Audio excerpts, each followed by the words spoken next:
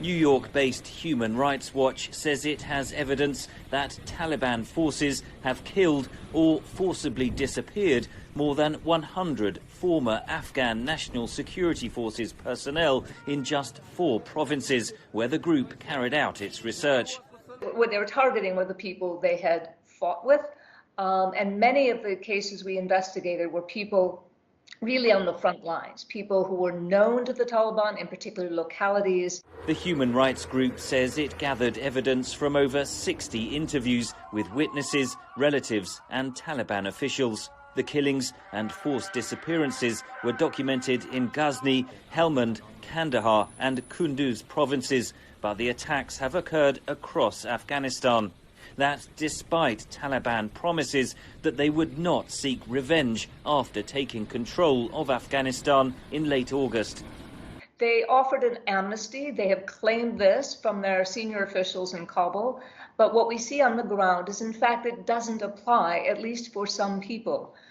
They are deliberately going after people either based on personal relationships and enmities or because of the role they played.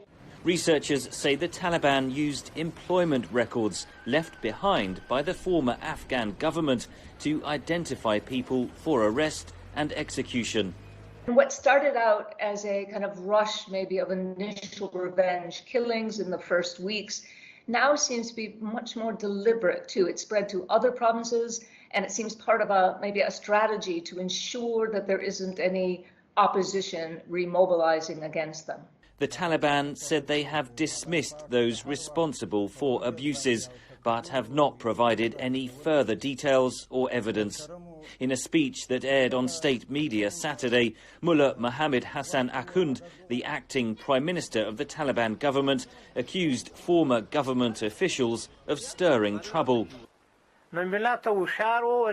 Nation, be vigilant. Those left over from the previous government in hiding are making remarks and causing anxiety, misleading the people to distrust their government. Human Rights Watch is calling for continued United Nations scrutiny and investigation of abuses committed by the Taliban.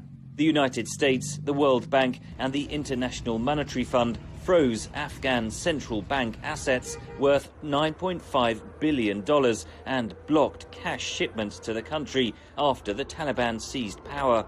Aid agencies warn of an impending humanitarian disaster, with millions unpaid or out of work, basic services on the brink of collapse, and many Afghans forced to flee their homes.